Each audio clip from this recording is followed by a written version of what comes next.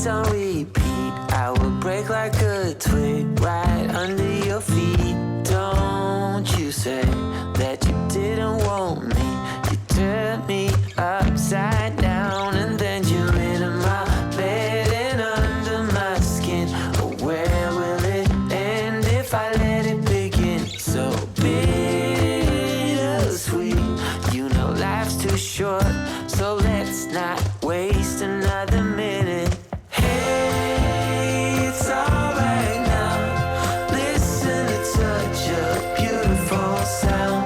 Can't take another go round. Hey guys, and welcome back to my channel. So we are on the very cusp of a new school year, and I thought that it would be fun to take you on a tour of our homeschool area and maybe show you some homeschool organization tips and just kind of give you an idea of how we do all of our homeschool right here in the dining room of my house. So I was thinking about it earlier, and I have shared homeschool organization posts since the very first year that I homeschooled when my oldest, who is now in 4th grade, was in kindergarten. So I will link all of those posts down below in the video description. It's just kind of neat to see how my dining room and how our organization has changed over the years.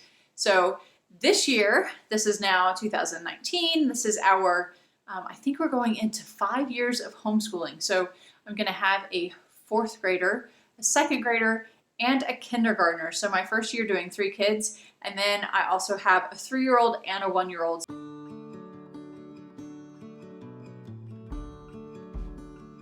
Okay, so I will just start with this wall right here. This is just like the inexpensive chalkboard that you can buy from Home Depot, and I had them cut it into different sizes. I used a chalkboard, like a chalk pen, so it's really difficult to erase. Like if somebody brushes up against it, it's not going anywhere. Because we have young learners who are still learning the alphabet, it was really important for me to have it on the wall. And then I have this Bible verse. It says, the fear of the Lord is the beginning of knowledge, Proverbs 1:7. That's one of the principles that you can find on the blog, and I just like having that up there just as a reminder of what is really important in our schooling. So I also hung up these clipboards. I just grabbed them from Walmart. They have a ton of things on sale. I think they're about $2 each. And I just hung them up with push pins. And these are all art prints that we have studied over the years. And I plan to just rotate them out. This is our nature table, and we've got the globe and the microscope on top, and then just some of our nature finds. And that is my son's fish.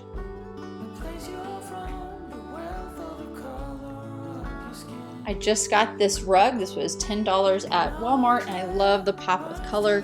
This pillow right here was from the Target dollar spot within the last month or so.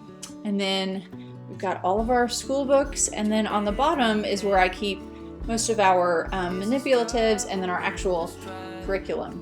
Here on the top, I've got these trays. I have more trays in the closet, but these just come in handy for manipulatives, for painting, for all kinds of crafts and things. And then I keep, I love keeping all of our like pencils, crayons, scissors in this box because you can't see any of it and it doesn't look really cluttered, and it's still really easy access for my kids. So these are all color pencils. And I have a tutorial on how to make this on YouTube. I can link that down below. Scissors, pencils, pens, crayons, glue. And so like if they need, if they want to get the crayons out, they can really easily just lift this box out and set it on the table. But this just keeps everything kind of hidden in plain sight. And then just some books here. These are really neat, and I found these from She Reads Truth. And this is Bible flashcards. They have different verses for each of the letters, and then also the names of God. And they have even more than those, but we've studied the names of God together, and then of course the ABCs we are doing. This print is also from She Reads Truth, and then just a couple of our own watercolors. Our corn snake is right there. And then we just have our Bible and theology books, art supplies. This is just a really easy way to keep our watercolor and like chalk pencils and things like that. Poetry books, nature guides and things like that. Even more nature guides. These are just kind of like smaller field guides. I love these laminated ones too because they're really easy to just throw in a purse or backpack and take with you on a hike or whatnot. Okay, then we have just some of our favorite picture books. This isn't all of our picture books, but kind of the ones that we read the most regularly. And then some math and science books. And my plan is this year to give my kids, like when I'm working with one of their siblings and they need some just kind of downtime, just to have them grab one of these and look through it. And then these books and these books are just kind of books for me. They're either homeschool related and inspirational or past curriculum that we may or may not be using. And then there's just different activity books. Like there's a book on drawing with children, a beginner watercolor book, 101 activities that are the gooeyest ever. I love these Lego books. This is Genius Lego Inventions. Sarah Dees has 3 books, and she's actually coming out with a space one this fall that I'm really excited about. Here is a cursive activity book, and then Sticks and Stones. This is a really neat book for just coming up with activities to do outside. So it's nice to have all of these right here because I can just, if we're looking for an activity to do or my kids just want to flip through them and pick something out, then they're easily accessible. Okay, now on to the baskets. So this is another one of the free printable that is on the blog right now. I just made all of these signs, and there's going to be more than I show you, but all of these are available on the blog. These are just books, like it says teacher books, but they're just my books, kind of like an overflow, things that are on my reading list this year that I'm trying to get through. And then these are busy bags. So I tried to put together some things that can keep my toddlers occupied during school. So we've got pattern blocks, and of course my older kids will want to use these as well, but I just have everything in one place. This is just where we have our counting bears, and I figured that would be really fun for my youngest, my 1-year-old, to play with. And then I put together just a few bags here. There's beans with little scoopers and dice and counting tiles. So again, not just for my toddlers, but different things that the kids can work on.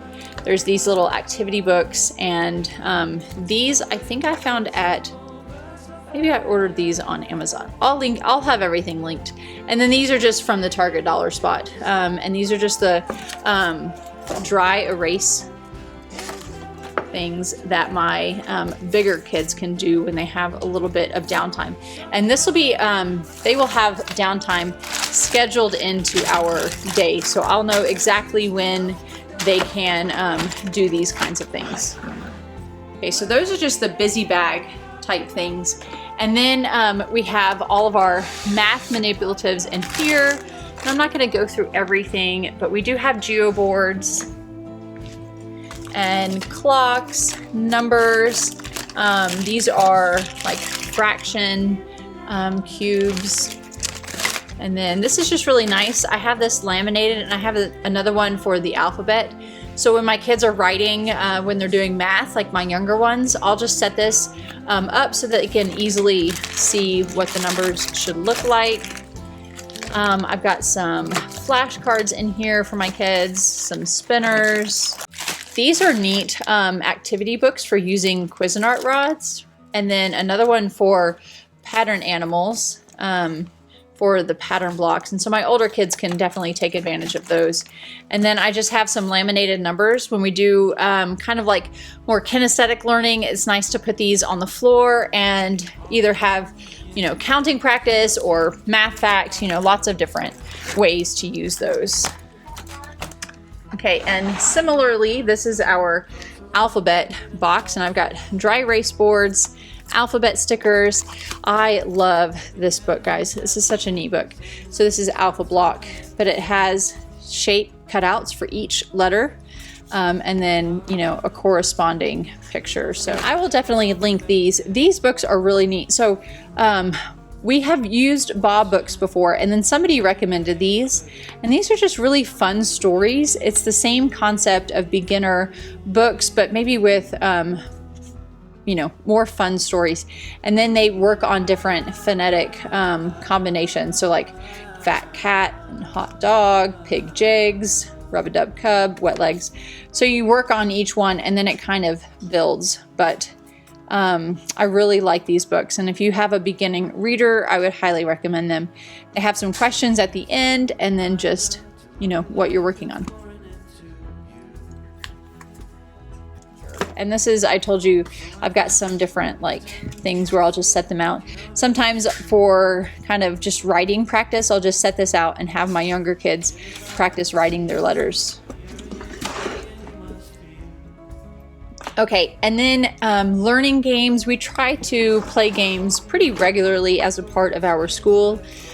So here is a multiplication war game. I highly recommend these games, guys. If you haven't already seen and played Spot It, then I definitely recommend it. There's several different ways you can play, and there's several different levels.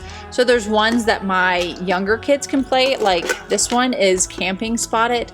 So even my 3-year-old can play this because he doesn't actually have to read anything. And then we have, this is like First Words Spot It. And this is the number and shapes, the math Spot It. And then we also have an alphabet. So like I said, we're big fans of Spot It. It's a really easy game. It's also one that you could just take along with you to a park or something like that. It's really portable.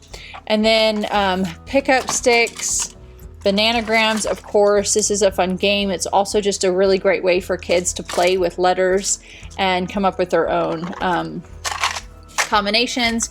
Story cubes, again, there's a lot of different variations to these, and you just kind of roll the dice, and then based on whatever show up, you come up with a story. And you can play this as you know, on your own or in a group, and there are different variations. This is kind of just a starter one. It's nice to have everything just super accessible, and this is another thing that I will schedule into our homeschool routine, are games, because I think it's really important. And we do have more games downstairs, but those are just kind of quick learning games. And this last section is just school books. I'm still waiting on our curriculum to come in. So right now I just kind of have like empty notebooks, but this is where I'll keep all of our school curriculum, my kids' books, and then it's really easy just to pull out this whole basket, put it on the table or on the floor next to the table, and pull out what we need. So once again, if you enjoyed this video, give me a thumbs up. Be sure to go check out the links on the blog as well as the free printable resources. If you have any questions for me, go ahead and leave them down in the comments, because I'm going to be following up this video with a homeschool Q&A. So anything you want to know, I asked on Instagram, but leave your questions down here and I'll answer them in the next video. I hope that you enjoyed this video. I hope that you found something to take away from it that is helpful, and I hope that you have a really good day. Well, I thought I knew what life was all about. That song had already been sung.